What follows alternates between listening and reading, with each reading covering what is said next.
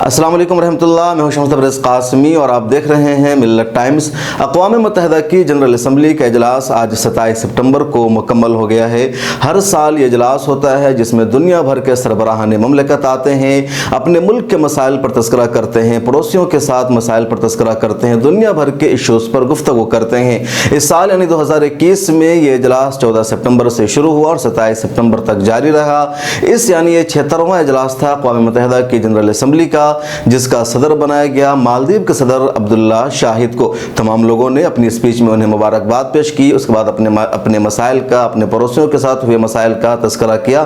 اس مرتبہ کووڈ کی وجہ سے زیادہ تر سربراہان مملکت نے براہ راست سفر نہیں کیا، نیو یارک نہیں پہنچے، بلکہ انہوں نے اپنے ملک سے ہی ویڈیو کانفرنسنگ کے ذریعے خطاب میں حصہ لیا۔ بھارت کے وزیر اعظم نریندر مودی صاحب اپنے لاؤ لشکر کے ساتھ وہاں پہنچے تھے۔ 5 دنوں کا دورہ تھا، میڈیا کی ٹیم بھی لے کر گئے تھے اور اس کے ساتھ انہوں نے یہ سفر مکمل کیا، واپس لوٹ چکے ہیں۔ اس اجلاس میں پاکستان نے ایک مرتبہ پھر بھارت پر زوردار حملہ کیا، اٹیک کیا، بھارت کے خلاف کئی ساری باتیں کی۔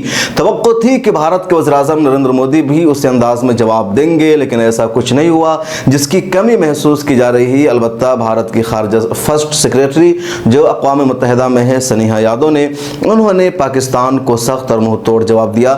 کیا کچھ ہوا بھارت پاکستان کے درمیان اقوام متحدہ میں، اس کے علاوہ یہ بھی بتائیں گے کہ امریکہ میں بھارتی صحافیوں کے ساتھ کیا ہوا، کس طرح بھارت کے لوگوں کو ذلت اور رسوائی کا سامنا کرنا پڑا، وہ سب ہم تفصیل سے بتائیں گے۔ لیکن اس سے پہلے آپ سے ریکویسٹ ہے کہ ملت ٹائمز کے ایپ کو گوگل پلے اسٹور سے جا کر ضرور ڈاؤن لوڈ کیجئے۔ ملت ٹائمز کا ایپ موجود ہے جہاں ہماری اردو ویب سائٹ کی آپ خبریں پڑھ سکتے ہیں، انگریزی کی خبریں پڑھ سکتے ہیں، ہندی کی پڑھ سکتے ہیں، بنگلہ بھی کی خبریں پڑھ سکتے ہیں، ہماری ویڈیوز وہاں پر دیکھ سکتے ہیں اور کہیں جانے کی ضرورت نہیں ہے۔ اسی ویڈیو کے نیچے ڈسکرپشن میں لنک موجود ہے، اس پر کلک کر کے ایپ ڈاؤن لوڈ کر لیجیے، اپنے دوستوں کو بھی اس کا لنک شیئر کیجیے اور کم از کم آپ اپنے ذریعے سے 50 لوگوں کے موبائل میں اس ایپ کو ضرور ڈاؤن لوڈ کروائیے۔ اور اب بات شروع کرتے ہیں پاکستان کے وزیر اعظم عمران خان کی، کہ انہوں نے کیوں بھارت کے خلاف اتنا کچھ بولا۔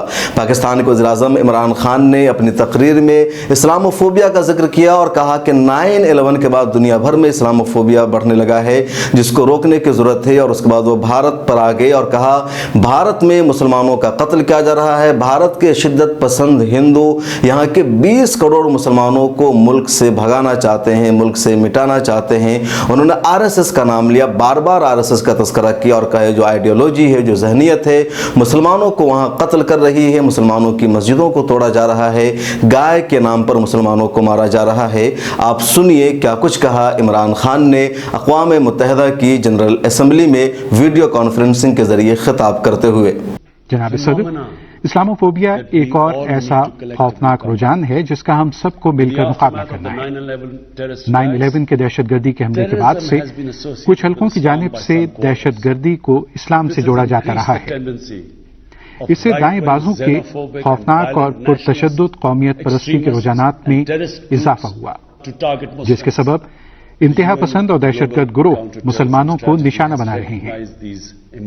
جنرل اسمبلی کی عالمی دہشت گردی کے خلاف پیش بندی نے ان ابھرتے ہوئے خطرات کو تسلیم کیا ہے۔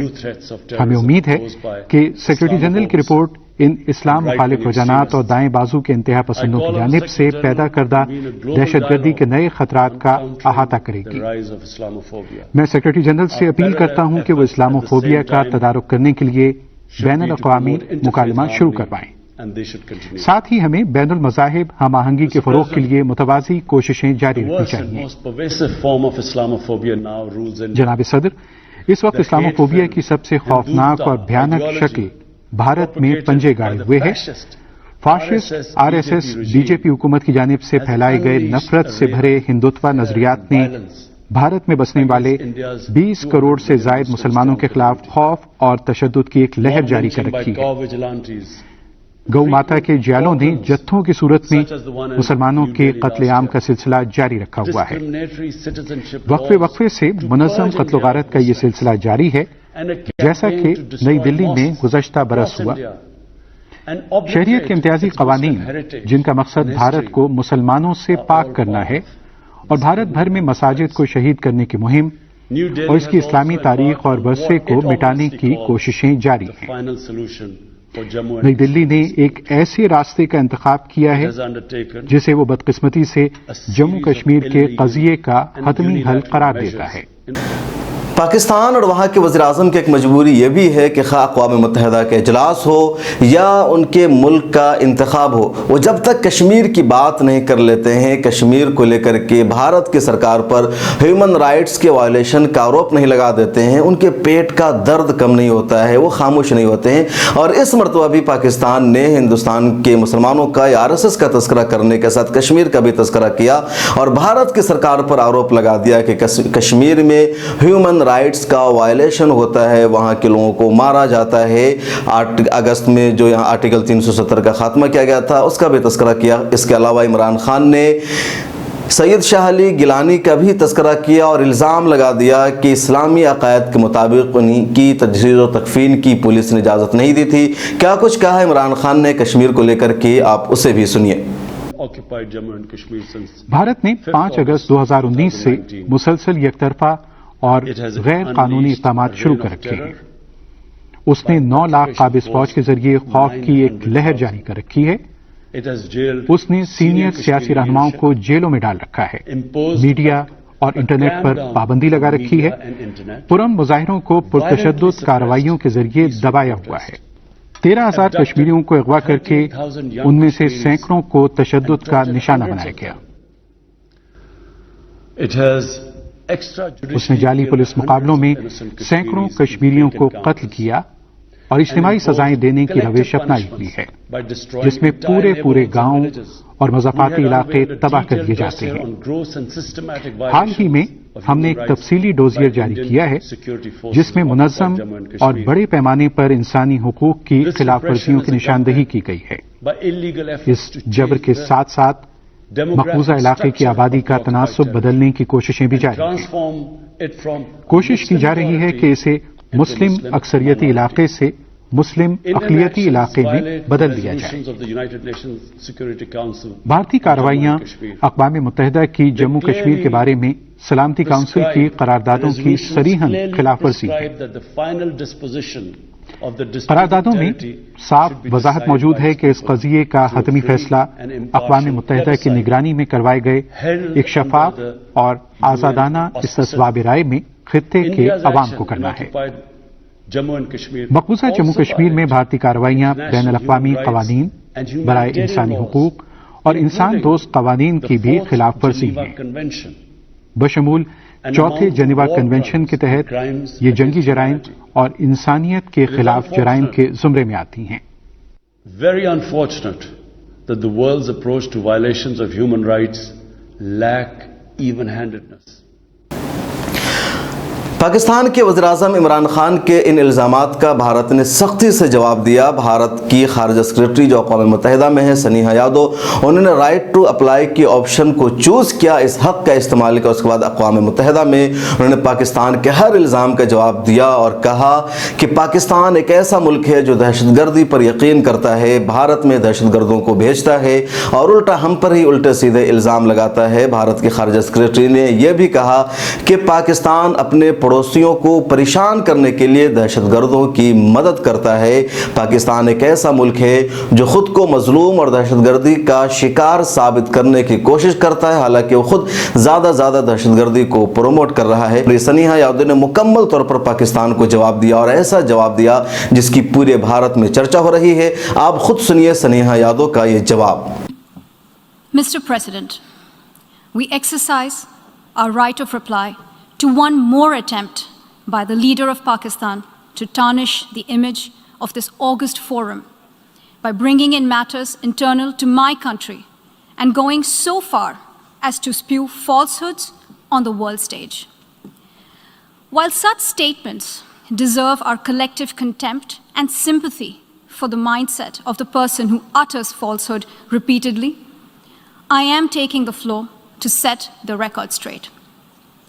Regrettably, this is not the first time the leader of Pakistan has misused platforms provided by the UN to propagate false and malicious propaganda against my country, and seeking in vain to divert the world's attention from the sad state of his country, where terrorists enjoy free pass while the lives of ordinary people, especially those belonging to the minority communities, are turned upside down.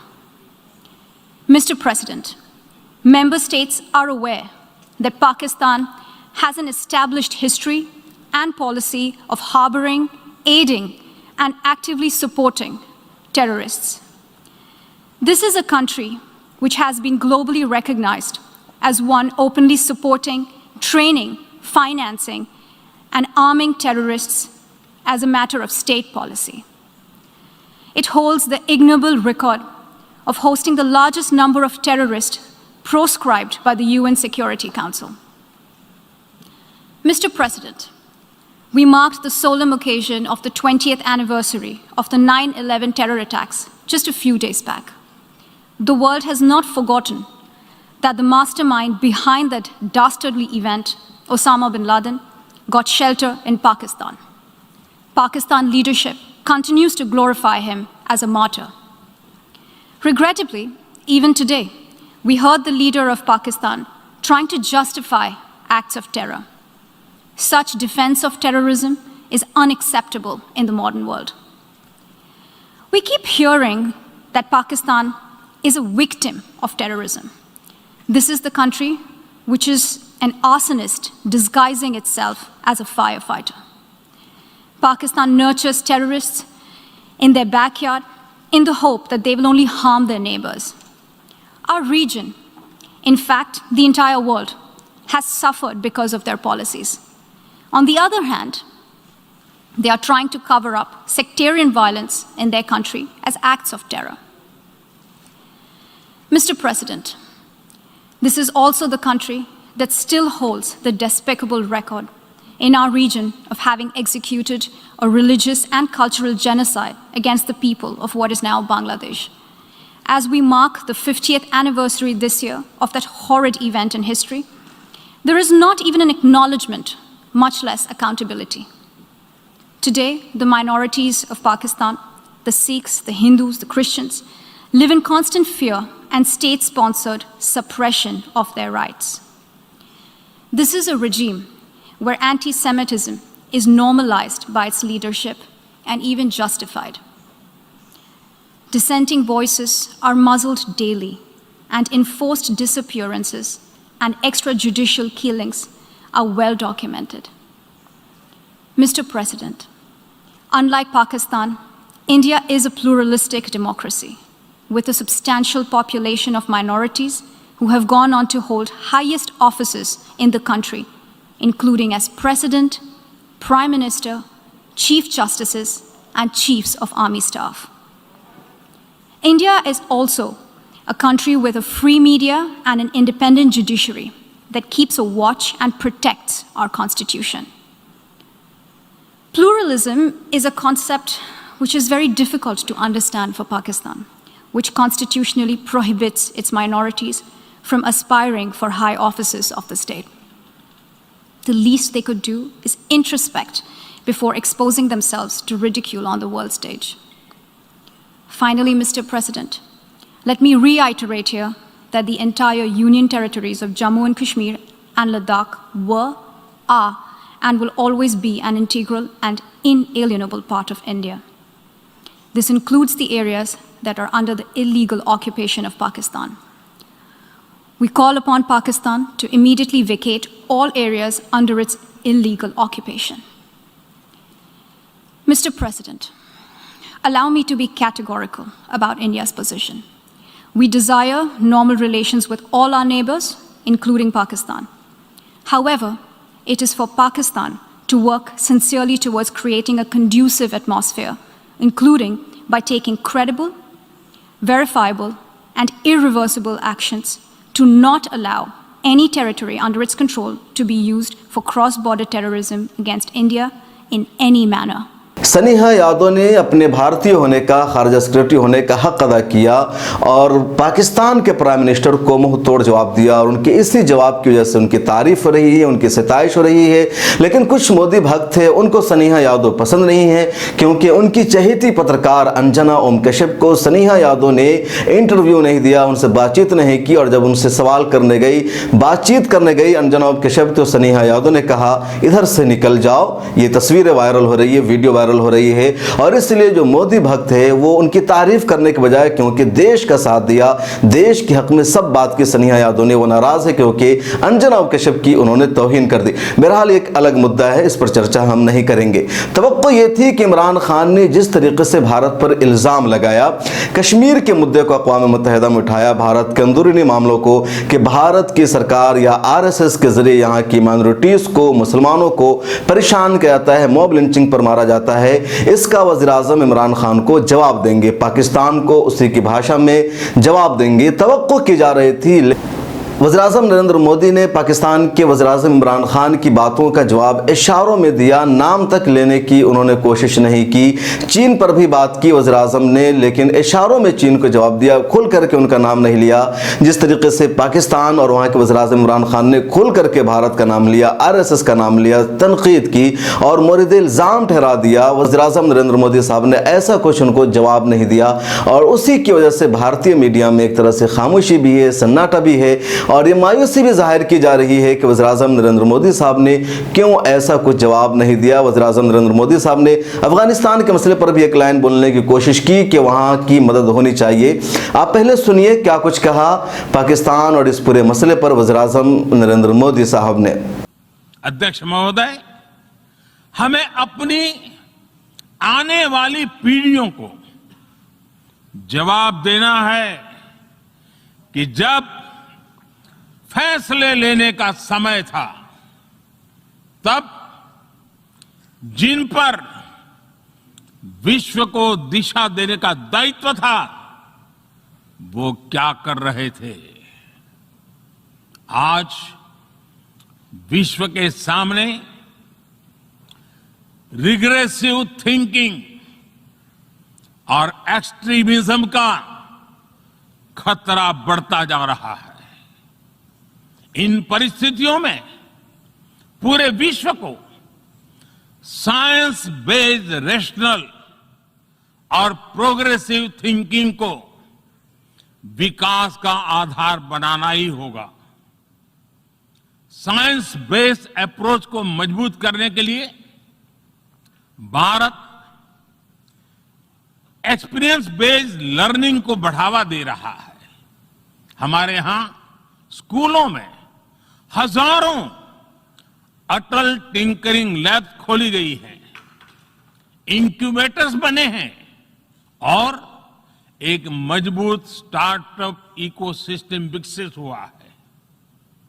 अपनी आजादी के 75 वर्ष के उपलक्ष्य में जब हम आजादी का अमृत महोत्सव मना रहे हैं, भारत 75 ऐसे सैटेलाइट्स को अंतरिक्ष में भेजने वाला है जो भारतीय विद्यार्थी स्कूल कॉलेजों में बना रहे हैं।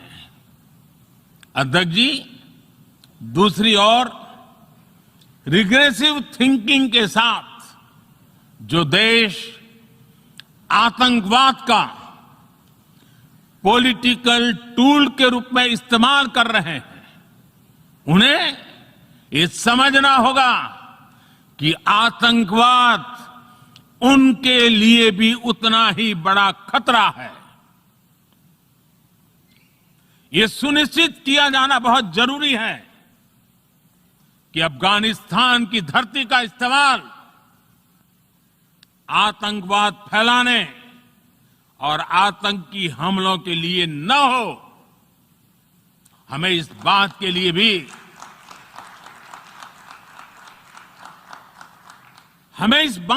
भी सतर्क रहना होगा कि वहां की नाजुक स्थितियों का कोई देश अपने स्वार्थ के लिए एक टूल की तरह इस्तेमाल करने की कोशिश न करें।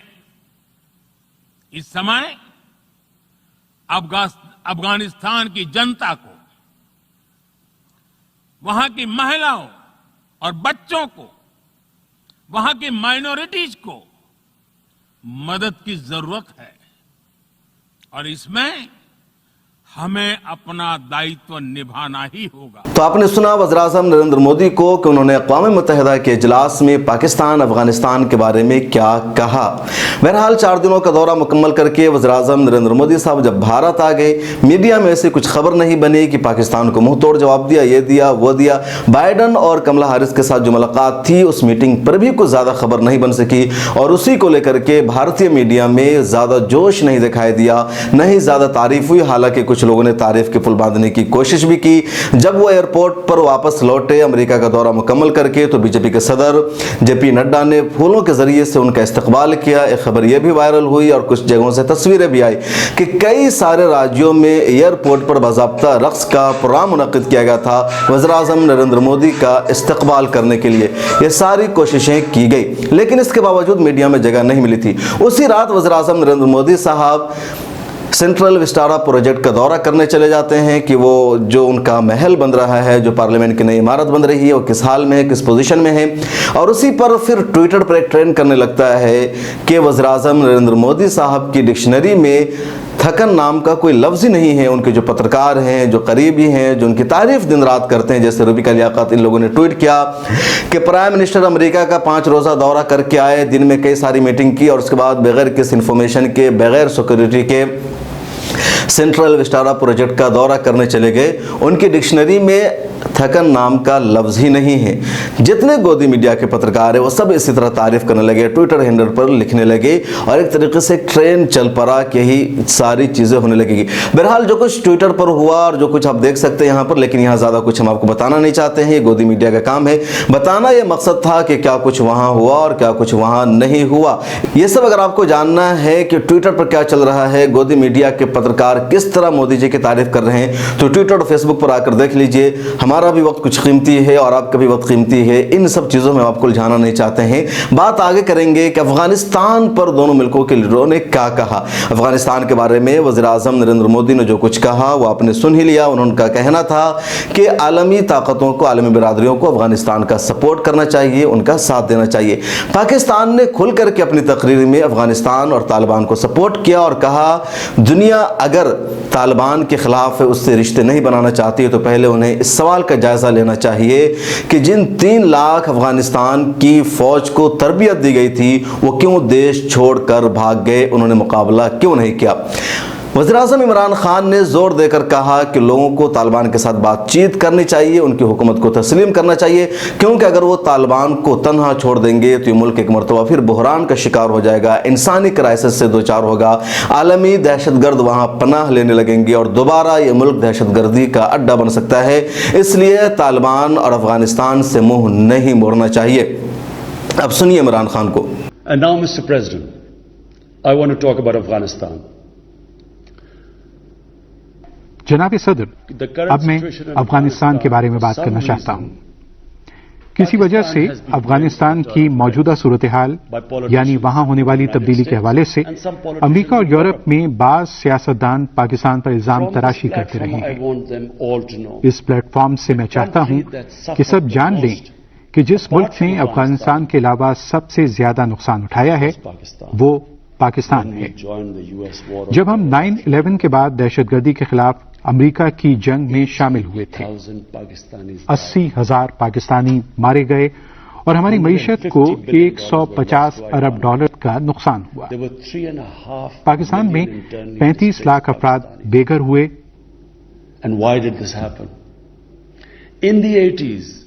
और ये क्यों हुआ?